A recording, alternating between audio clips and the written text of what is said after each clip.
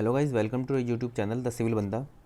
अब तक हम क्वेश्चन नंबर क्वेश्चन नंबर 33 तक हमने अब तक कर लिया है वीडियो में। अब हम बात बढ़ते हैं आगे क्वेश्चन नंबर 34 पे। ये हम बिल्कुल कॉमन सेंस से क्वेश्चन कर सकते हैं।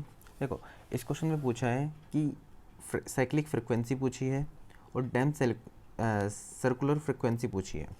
देखो, पहली बात तो इसको समझो कि ये हर्ट्ज में है और ये है रेडियन पर सेकेंड, मतलब एक है म्यू फ्रिक्वेंसी और एक है ओमेगा। ठीक है, तो म्यू और ओमेगा के अंदर जो रिलेशन होता है, ओमेगा जो होता है वो 2 पाई म्यू होता है।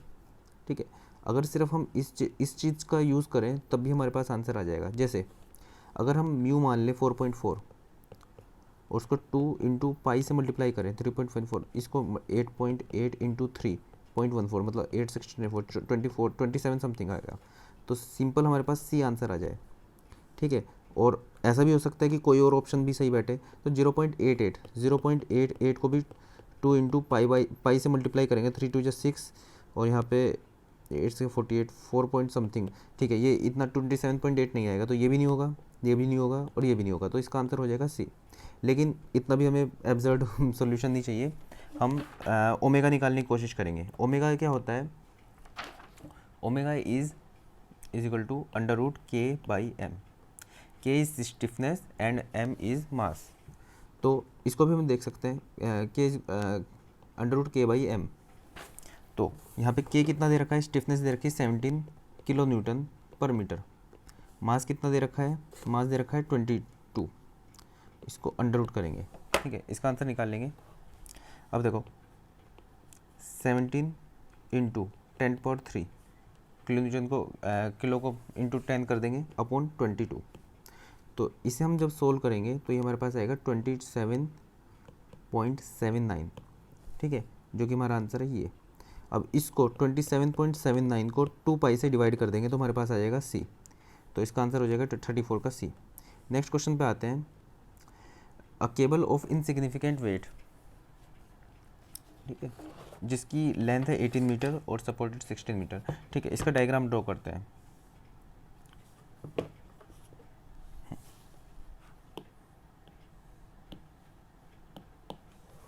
हमारे पास कुछ ऐसी दी हुई है। इसने बोला है टोटल जो इसकी लेंथ है वो 18 मीटर है, मतलब this length plus this length ये हो जाएगी 18 मीटर। ठीक है, तो ये हो जाएगी 9 मीटर, ये हो जाएगी 9 मीटर।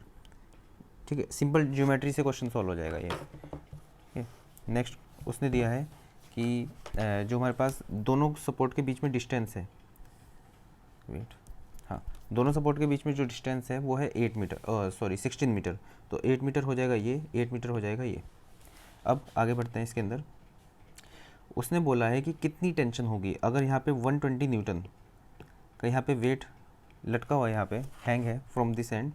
तो इसके अंदर जो टेंशन होगी वो कितनी होगी? पहली बात तो देखो, टोटल सिमेट्री है, तो यहाँ पे टी आएगी तो यहाँ पे भी टी आएगी। इस एंगल को मान लो थीटा। तो यहाँ पे फ्री बॉडी डायग्राम देखेंगे तो इस पॉइंट पे इस साइड लग रही है टी, इस साइड लग रही है टी और इस साइड लग रही है 120। तो अब सिर्फ वर्टिकल डायरेक्शन में हम फोर्स बैलेंस करेंगे तो sigma F vertical is equal to 0। तो जितना ऊपर होगा फोर्स उतना नीचे होना पड़ेगा। तो ये भी थीटा है, सिमेट्री से ये भी थीटा है। तो इस साइड हम देखेंगे तो टी कोस थीटा। देखो, अगर ये टी है और यहाँ पे थीटा है तो इसके साइड वाले, मतलब यहाँ पे इसका कॉम्पोनेंट देखना होता है, तो टी को कोस थीटा से मल्टीप्लाई कर देते हैं और इसके थीटा के जस्ट अपोजिट वाला देखना होता है तो टी साइन थीटा से मल्टीप्लाई कर देते हैं। ठीक है, तो यहाँ पे जो कॉम्पोनेंट आएगा वो आएगा टी कोस थीटा और यहाँ पे इसका भी कॉम्पोनेंट होगा तो टी कोस थीटा, तो हो जाएगा 2 टी कोस थीटा। तो 2 टी कोस थीटा बराबर हो जाएगा हमारे पास 120। तो T cos theta is equal to हो जाएगा हमारे पास 60। अब आगे चलते हैं, ये है 8, ये है 9, तो ये हो जाएगा अंडर रूट 81 माइनस 64, तो ये हो जाएगा अंडर रूट कट गया 17। ठीक है, तो हमारे पास हो जाएगा टी कोस थीटा कितना है? कोस थीटा इजकल टू ये वाली साइड, मतलब under root 17 upon 9 is equal to 60। तो हमारे पास हो जाएगा ये अंडर रूट 17 मतलब 4 4 16, 4 पॉइंट समथिंग आ जाएगा यहाँ पे। ठीक है, तो T is equal to 60 into 9 upon 4 point something. ठीक है, ये हमारे पास करीब आ जाएगा 130.96, तो 131 किलो न्यूटन। ठीक है, तो ऑप्शन देखते हैं। तो 131 मतलब बी इसका आंसर हो जाएगा। नेक्स्ट क्वेश्चन दे रखा है 36, the design strength of tension member is govern by. तो पहली बात तो तीन इसके अंदर ऑप्शन दिए हुए हैं, इसको समझते हैं जरा। हमारे पास कोई टेंशन मेंबर है, तो जैसे मान लो ये हमारे पास मेंबर है कोई, ठीक है, इसको इसके ऊपर दूसरी प्लेट लगाई और यहाँ पे इसको बोल्ट से जोड़ दिया। अब यहाँ से दोनों साइड से इसको फोर्स से खींच रहे हैं। जब इस दोनों साइड से फोर्स से खींचेंगे तो यहाँ पे क्या होगा, यहाँ पे क्रैक आ सकता है, टेंसाइल क्रैक, ठीक है। अब एक हमारे पास माइल्ड स्टील का एक कर्व होता है, उसमें क्या होता है, ऐसा कुछ कर्व होता है, यहाँ पे होती है यील्डिंग और यहाँ पे होता है रप्चर, ठीक है। तो दोनों ही एक तरह से फेलियर का ही केस है। बस कंडीशन ये है कि जब हम यील्डिंग मानते हैं, अगर जो हम Fy की वैल्यू यील्डिंग वाली लेते हैं तो उस टाइम पे हमें जो एरिया होता है ग्रोस एरिया मल्टीप्लाई करना होता है, ठीक है। मतलब अगर जो हमारे पास यहाँ पे टेंशन निकालनी है और यील्ड एरिया हम टेंसाइल निकालनी है, अगर जो हमने यील्ड स्ट्रेंथ मान ली तो उसको हमें एक ग्रोस से मल्टीप्लाई करना पड़ेगा। अगर हमें टेंशन निकालने के लिए हमने Fu से मल्टीप्लाई कर दिया तो हमें यहाँ पे A नेट से मल्टीप्लाई करना पड़ेगा। ऑब्वियसली फैक्टर ऑफ सेफ्टी भी लेंगे, ठीक है।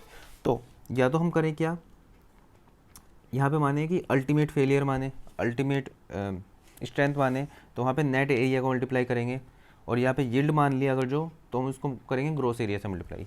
एक और कंडीशन ये होती है कि मान लो हमारे पास ये दे रखी है, ठीक है, इसके ऊपर दूसरी प्लेट है, ठीक है, और यहाँ पे हमारे पास बोल्ट्स लगे हुए हैं, ठीक है। अब बोल्ट्स लगे, यहाँ पे टेंशन से इसको खींचा। अब ऐसी कंडीशन आती है कि ये टेंशन से यहाँ पे खींचा तो ये जो प्लेट है कुछ इस तरह से बाहर निकल जाए और इधर वाली प्लेट इस तरह से रह जाए। मतलब अगर इसको थोड़ा सा अलग करके दिखाऊं मैं, तो ये कुछ इस तरह से होगा कि एक प्लेट ऐसे निकल जाए और दूसरी प्लेट इस टाइप से बाहर निकल जाए बोल्ट के साथ, ठीक है। इसको कहते हैं ब्लॉक शेयर फेलियर। इसके अंदर हम क्या मानते हैं, देखो ये जो फोर्स लग रही है ये टेंसाइल फोर्स है, ये जो हमारे पास सेक्शन है इस पे शेयर लग रही है, मतलब ये शेयर फेलियर है। और जो टेंसाइल फोर्स के परपेंडिकुलर जो है, ठीक है, ये सेक्शन यहाँ पे होगा टेंशन फेलियर। तो हम ये नहीं मानते कि शेयर फेलियर और टेंशन फेलियर दोनों में रप्चर नहीं मानते, क्योंकि दोनों में रप्चर मानेंगे तो क्या करेंगे हम, रप्चर इंटू नेट एरिया, ऐसे शेयर का रप्चर इंटू नेट एरिया।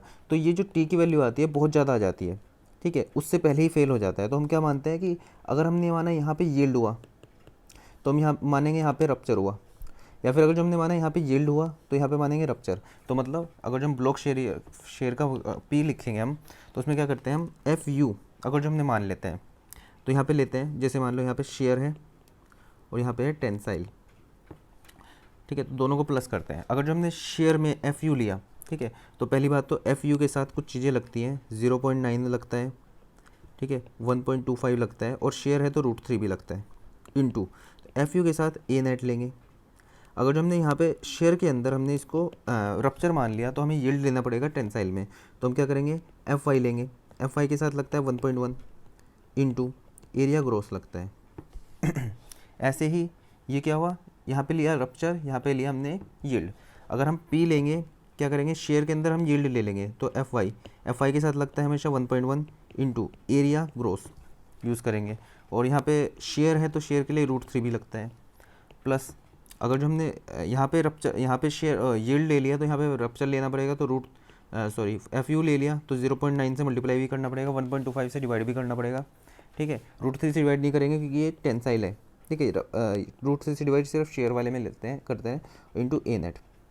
तो हम इस तरह से भी निकालेंगे। तो तीनों तरीके होते हैं, यील्डिंग, टोटल यील्ड हो जाए, प्लेट जो होगी यील्ड हो जाए टेंशन में, या फिर रप्चर हो जाए, या फिर ब्लॉक शेयर फेलियर हो जाए। So that's all for this video. आगे के क्वेश्चन हम अगली वीडियो में करेंगे। थैंक्स।